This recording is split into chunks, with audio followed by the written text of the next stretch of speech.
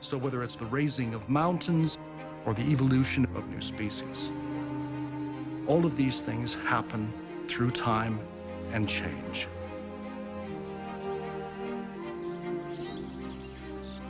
The rainforest holds striking examples. Before heading into the mountains, Smith collects more birds to add to what he's learned in the rainforest. Lower bill length. How different will the highland birds prove to be? 9.2. Coleman is 10. Different enough to be considered new species? Exposed Coleman. Branching off in a new direction on the tree of life?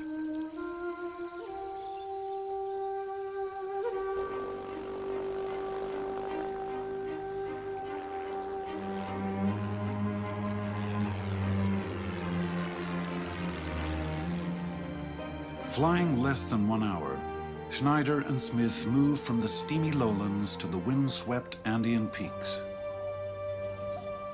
Animal populations made the same journey, but gradually, over many generations. And as the environment changed from rainforest to the high, cool grasslands, animal populations were forced to adapt. These grasslands lie nearly 2 miles above sea level.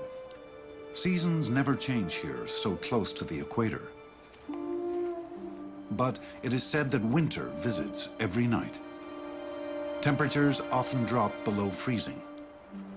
Animals not well adapted will not survive.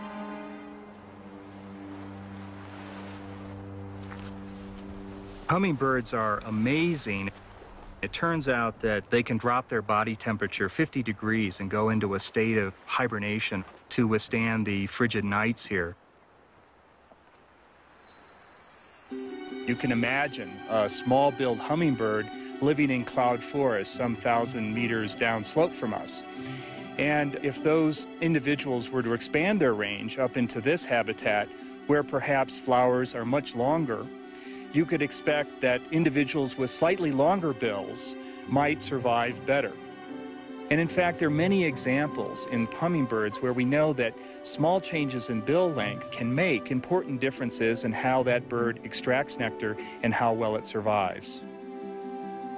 We're seeing that changes in the environment can be very important in changing the characteristics of those animals as they move between environments. And we believe very strongly that, in many cases anyway, that this can be very important in the progression to new species. Smith and Schneider want to see how closely related the highland birds are to the birds they examined in the lowland rainforest. Again, is that right? They compare color, beak length, wingspan, just as Darwin would have done. But they have another tool that Darwin never even dreamed of. Okay, that should be plenty. DNA.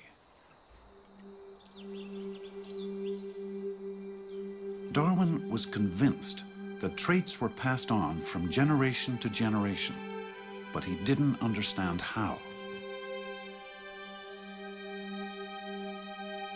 We now know that the sequence of the 4 chemical building blocks of DNA determines the traits of all living things. Each generation passes on this text of A's, T's, C's, and G's to its offspring. But occasional mistakes in copying, mutations, can result in new traits.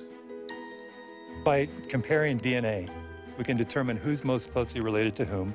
We can determine when they had a common ancestor, when they diverged from that common ancestor. Laboratory analysis reveals that DNA from the rainforest hummingbirds differs only very slightly from that of the highland hummingbirds. They must have diverged from a common ancestor relatively recently in the history of life on Earth, about 3 million years ago.